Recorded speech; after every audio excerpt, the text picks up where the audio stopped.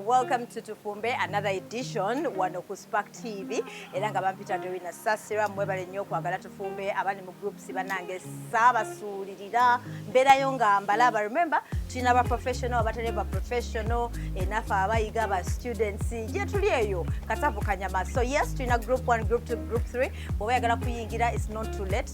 Osobola okuweereza hi Doreen wali kweye number jolaba ku screen, then nkuweereze link. So ladies and gentlemen, tukomyewo ba foodies ewa Chef Godwin naga guno omwaka ngenda mwesiba kutantegera butegezi era yagambye it's okay komawo nati njagala bayigiriza kati kuluno twagala focusinga ku bakyala abali busy bano ba corporates simanya so much ragulo nendi busy, I don't have time to cook. Agambia bekwasa instead of like wasting money atembo simanya ogenda gula simanya snacks ogenda gula bitu mu hotel mmere mu restaurants. Agambia ina choyinza okwekolera ngagwe ngokwesiza ebirungo bitono nnyo ate ngokwesiza sente ntono nnyo ate nga tekitwala budde bungi o parking kyona kyagenda tuyigiriza o parking ogenda ku mulimu.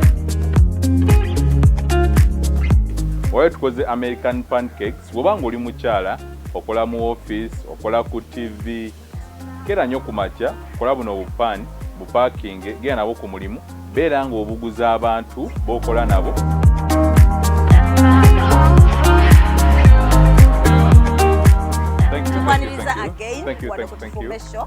Thank you. Ndi bulungi nnyo. Essomero litambula. Muleete abaana bayiga okufumba ku Godwin Cooking School ekyengera. Tuyigiriza okufumba oba oli mukazi mukulu oba oli muwala mujje muyiga okufumba. Tekuli bya myaka. Naye olwaleero tulina ekyenjawulo bannange semena kumanya. Abaana ba Spark TV mwande yabaziza nnyo Spark TV bannange ebintu bye bakolera. Tulina akantu ak'enjawulo olwaleero wobanga oli mukyala. For example, okola ku TV, okola mu office, obanga olina gy'okolera nga waliwo abantu bangi nnyo, jangu oyiga okukola kana ak'okulya ketugenda okukola olwaleero. Wallayo kapakinge bulungi nnyo ogende nako ku mulimu. Okawa abantu abali ku mulimu bagenda kuwagira. Kati chef bagabene kati nobanga waliwo oyagala okweteeka ku mulimu. Kamukolere kamutwali. Yes, Doreen okwetega. Nobanga olina kweyagala okweteeka ku mulimu.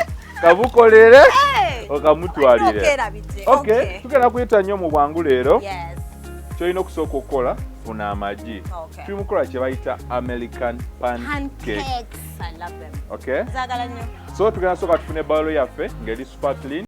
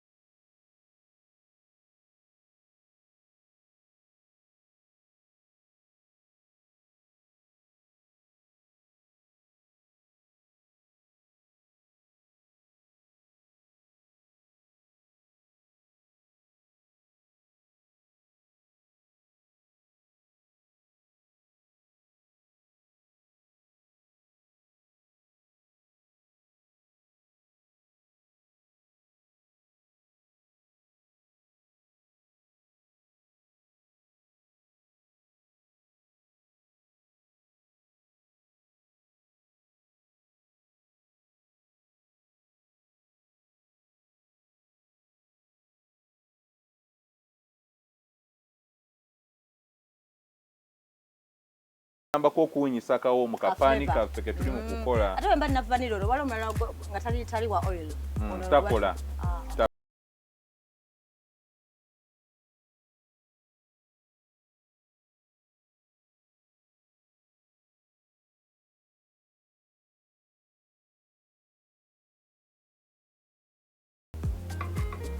Akajiko kamu kajja mala bulungi nnyo. Bwe tumaliriza bulungi ng'otaddemu akajiko kaffe tutaddemu amagi gaffe oli wadde mena okuteekamuko ka lemon what and what naye lemon peel. Yes. Ninateekamuko ka vinegar ka vinegar akajja kunyambako pancakes zange okulwawo okufa. Yes, tunateekamuko ka vinegar just akasanikira kamu kokka. Okay. Vanilla muwulira kati. so omala okateekamu bulungi nnyo naye Doreen gamba abakyala naddala nga bba wakeera nnyo ku makya tomuleka kugenda njala mukole akantu weekati nobeera ng'oli lezi otya please zukukamanya abakyala abamu kye baŋŋamba bapaakinga n'otuuka n'obikomyawo ekiro okomyewo n'ebisaga mu motoka abamu ne mupaakinga baside dish ne babirya olutalo nno kati ne binyiiza but I understand abamu bagamba kale bye bapaakize biba biwoze tebiwooma but I understand but this snack is good so tugatandika okuba amagi gaffe wamu ne sukaali katogenda muko sukaali obujiko bubiri kuba ndaba amagi mangi yes so tugatandika okuba bulungi amagi gaffe mulimu kavanira mulimu biki kasukaali bikube bulungi nnyo n'amajaana yes so agambe oba oyagala ka lemon peel nabozi ku lemon okwata lemon n'ogira kati n'ograting so okuteeka muko yes bw'oba oyagala tukubire ddala nga topapa oba yakuyigiza abaana no bazze bambe ne batuwayo ka half cake yes ne ka juice balese bakweko onyweko where's ka juice so ne ka juice balese with a smile come honey come dedeko ano ka juice kabika bingi nnyo so olonako koyagala kapera yes akapera maybe kalizeta kalimu sukali then kaneno bakaita pink velvet juice. Look at this.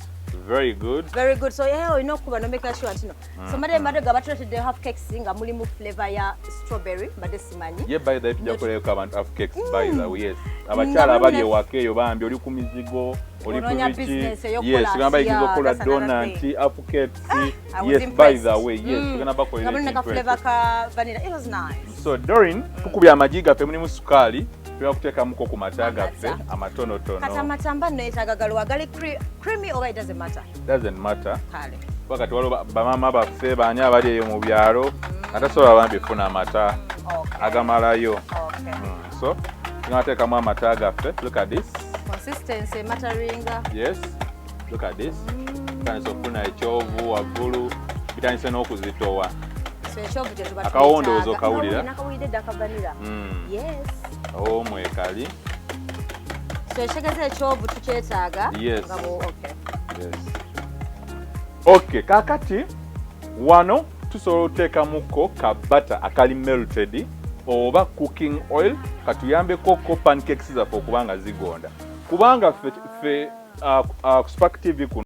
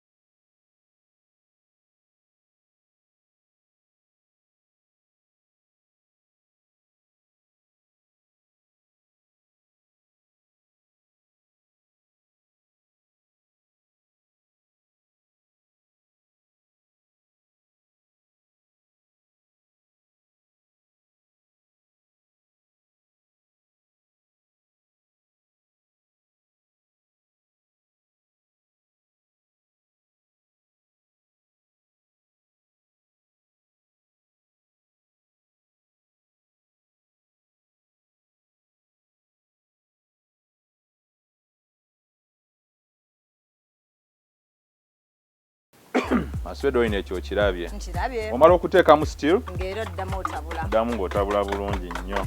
Ngira bwe nywako wano kuba baka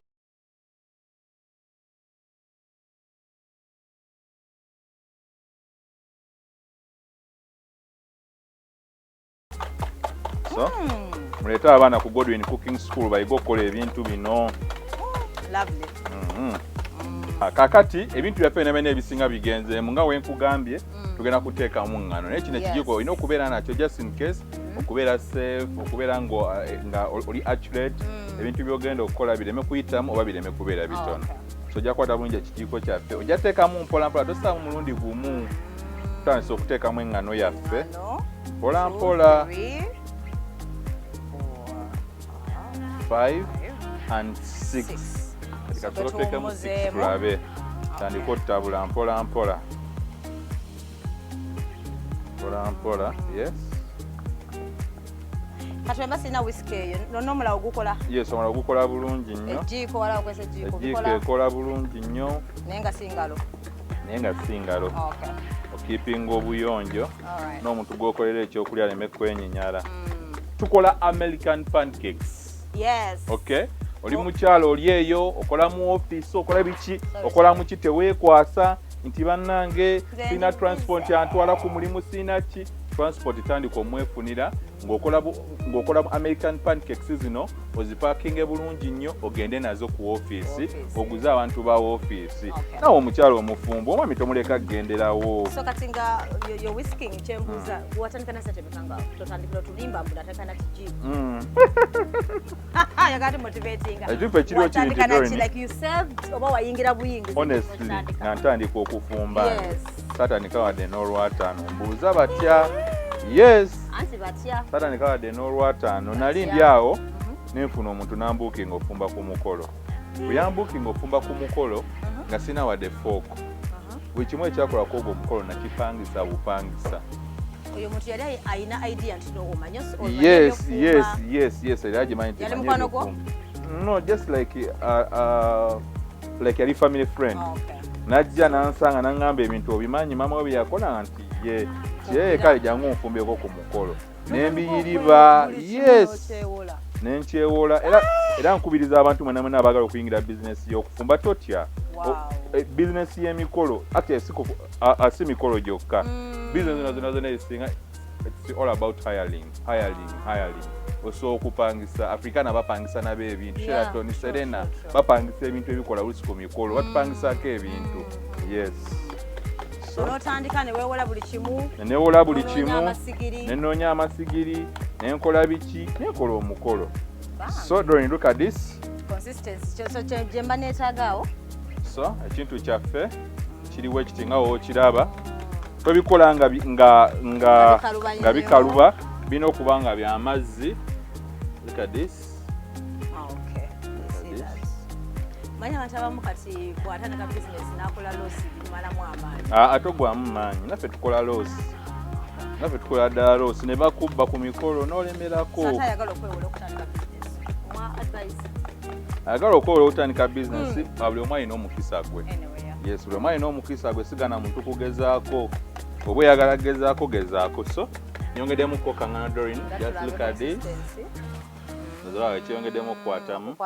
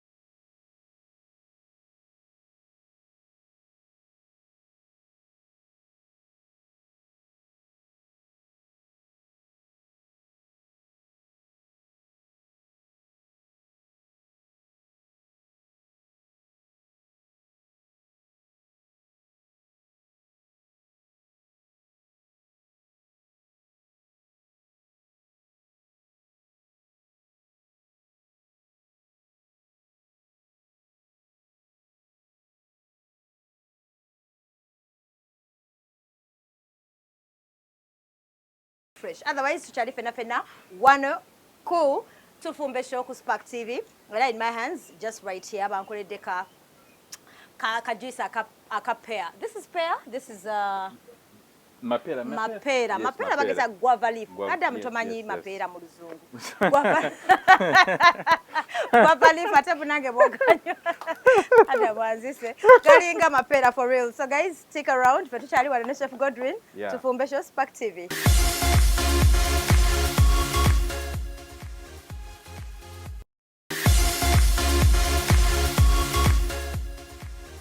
Welcome back from that short break.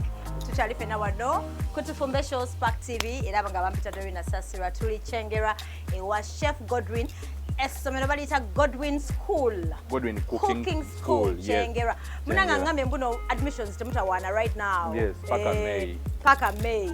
Yes, chef okoze sente twatandika aba. Nze nja kujjukiza. Nga tufumba pani ne chai.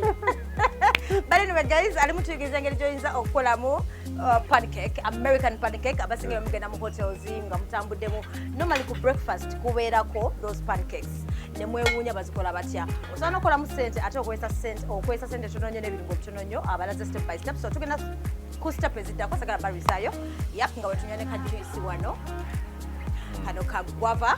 So chef, kyembadde ngenda okubuuza mbadde walulu watugambye tukozese butter n'otekamu butto kate batokyamukutte kakati kano ka butter kengenda okukozesa nga nkola American pancakes obanga tolina ka butter oli waka osobola okukozesa kabutto oba tolina kabutto osobola okukozesa akantu konna kokola ki koolina okay so kati kuma bulungi omuliro gwaffe gukwata teekako flying pan yaffe naye nga nnyonjo.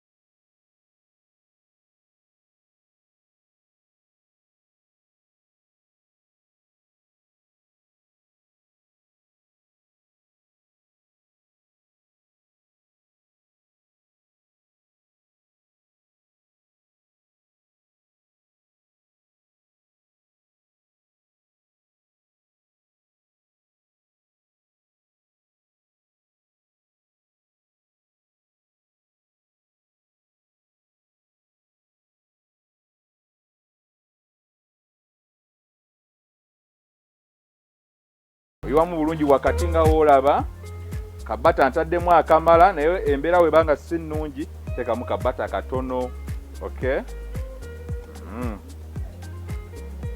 so wano abasinga webakolera era tamanya American pancake yange eyidde oba tenaba kujja ne weebuuza oba nkole ntya kakati the moment you see bubbles nga buzze ku pani yaffe just know pani yaffe eri ready nga woolaba buno butandise okujja bubabo yes butandise okujja obulaba babo butandise okujja okay babo obulaba butandise okujja wenjagala olaba bamuge batawanya abalala ne byekwatira wansi wabula banange etawanya sometimes kati abasinga okufuna obuzibu ng'ekwatidde wansi because bateekayo kabata katono oba kabutto katono okay. All right. So bubabu waffe obutandise okujja look at that. Look at that bubabu obuubo noza doli ne obulaba. Bubabu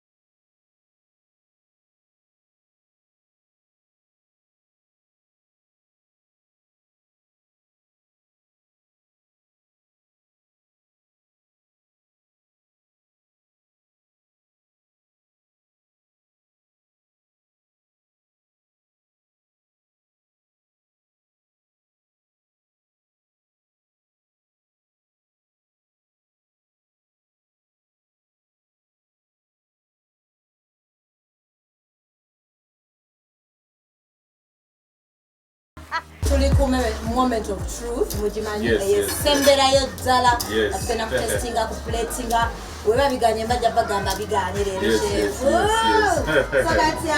So Doreen tukoze American pancake nga ogiraba terina nnyo ati wamanyi kusavinga. You get it, you put it on your plate nga kyenkoze. You see, you cut it mpola papa. So this is our American pancake. Yes,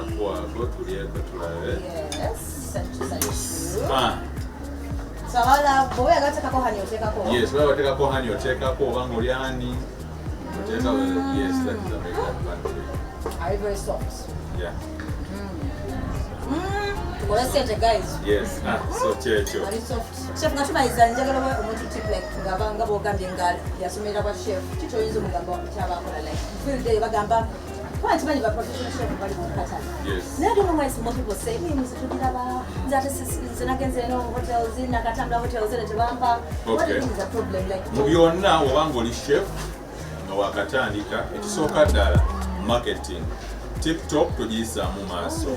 Tandika ku social media nga weranga mpola paka ojja okutuuka. Ekirala bane mukole research. Okufumba so okufumba no yige ebyokufumba newe otakola research tosobola abeera chef wakabi. So omuzadde ali eyo. Yes, omuzadde ali eyo ng'omwana we kyotokita kubeera chef wa Chef Godwin tomutuulako. Ekisooka mu byonna sooka omulete ku Godwin Cooking School ekyengera ayige ebyokufumba. Ekyokubiri mukkiririzeemu musapootinge waba ayagala kuyingira bintu byakufumba togamba nsimanya emirimu gy'abachefu nedda mu America chef omwezi afuna $45,000 ku 5. Yes, in USA omwezi chef afuna $45,000 ku 5. Asinga ne bano babanka asinga so omulimu gw'okufumba mu mulimu mulungi kubanga ffe bachefu tujjanjaba ensi n'emmere. Create on market nga bagambye social media weeri tandika mpola weta Chef Doreen tandika omuntu ntungusiika get ready with me n'otufumbira yakamonde kapancake. I always learn from mistakes never bakakiganye n'ekyagezaako. Alright omanya building a pancake. Otherwise thank you so much guys era nga nabagambye Chef Godwin mu mwaka mwesibyeko bwensi.